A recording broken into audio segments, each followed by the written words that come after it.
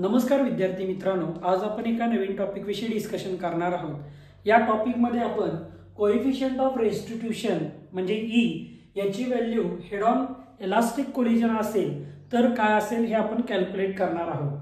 Okay, आता इथं जर आपण बघितलं तर या फिगर मध्ये दोन मास आहेत m1 आणि m2, त्यांच्या वेलोसिटी u1 आणि u2 आहेत।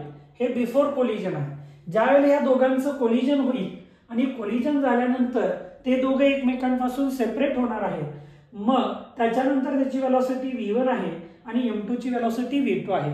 आपल्याला माहिती आहे की जर समजा इलास्टिक कोलिजन असेल तर त्या इलास्टिक कोलिजन मध्ये काय म्हणता येईल बघा, therefore as we know that for elastic कोलिजनच्या केस मध्ये काय असतं, kinetic energy before collision is equal to kinetic energy after collision. म्हणजे दोन्ही कायनेटिक एनर्जी ज्या असतात त्या इलास्टिक कोलिजन साठी ह्या बिफोर आणि आफ्टर समान असतात। मग आपल्याला काय म्हणता येईल इथं बघा, 1/2 m1u1 square plus half m2u2 square is equal to half m1v1 square plus half m2v2 square हे लिहिता येईल।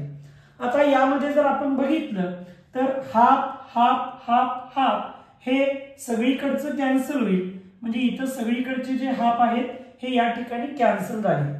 आता m1 च्या टर्म एका बाजूला घेऊ आणि m2 च्या टर्म एका बाजूला घेऊया, म्हणजे काय लिहिता येईल बघा, m1u1 स्क्वेअर ही टर्म या बाजूला आल्यानंतर m1v1 square is equal to m2v2 square ही टर्म त्या बाजूला गेल्यानंतर मायनस m2u2 स्क्वेअर। आता या दोन टर्म मधून m1 जो आहे तो कॉमन काढता येईल।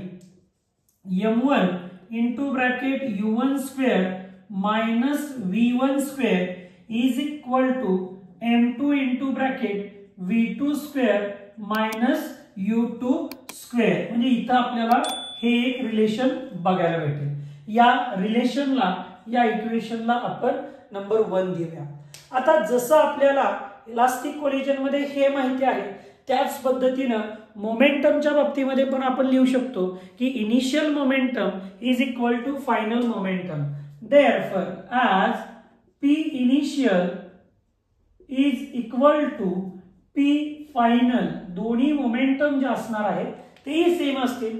मग इनिशियल मोमेंटम काय असेल, m1u1 plus m2u2 is equal to m1v1 plus m2v2। आता परत एकदा m1 च्या टर्म एका बाजूला घेऊया, m2 च्या टर्म एका बाजूला घेऊया, म्हणजे या बाजूला ही टर्म येईल m1u1 ही या बाजूला आल्यानंतर minus m1v1 is equal to m2v2 ही त्या बाजूला गेल्यानंतर मायनस m2u2 ही लिहिता येईल। आता परत एकदा दोघांमधून m1 कॉमन काढूया, m1 u1 minus v1 is equal to m2 v2 minus u2 हे एक या ठिकाणी आपल्याला इक्वेशन भेटलं, याला म्हणूया इक्वेशन नंबर 2। आता जर आपण एक नंबरचं इक्वेशन बघितलं तर त्यामध्ये u1 square minus v1 square आहे, इथं v2 square minus u2 square आहे आणि आपल्याला एक बेसिक मॅथमॅटिक्स मधला फॉर्म्युला माहिती आहे, a square minus b square is equal to काय असतं, a plus b a minus b हे असतं। मग इथं जर आपण ती व्हॅल्यू जर पुट केली तर m1 u1 minus v1 u1 plus v1 u1 minus v1 is equal to m2 into bracket v2 plus u2 v2 minus u2 हे या ठिकाणी आपल्याला लिहिता येईल। यालाही आपण त्या ठिकाणी एखादं इक्वेशन देऊ शकतो।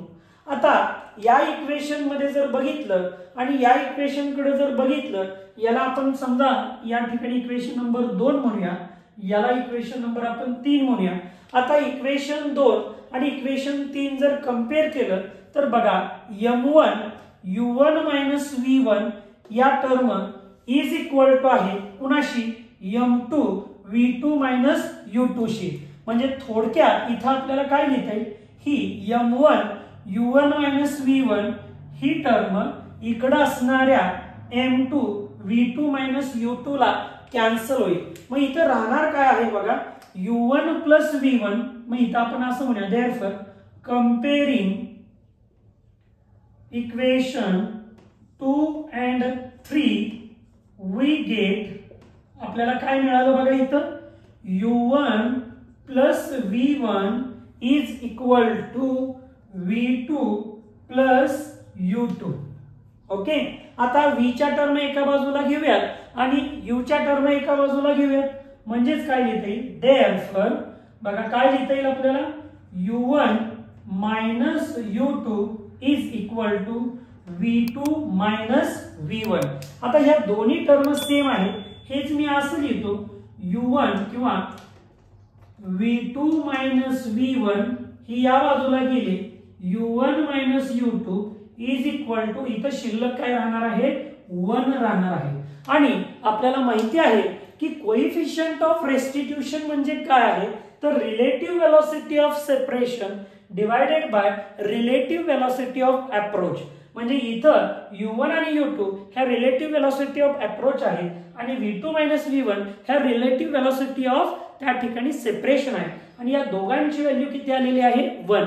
म्हणजेच आपण coefficient of restitution for head on collision E याची व्हॅल्यू या ठिकाणी किती असते 1 असते. हे या ठिकाणी आपल्याला प्रूव्ह झालं.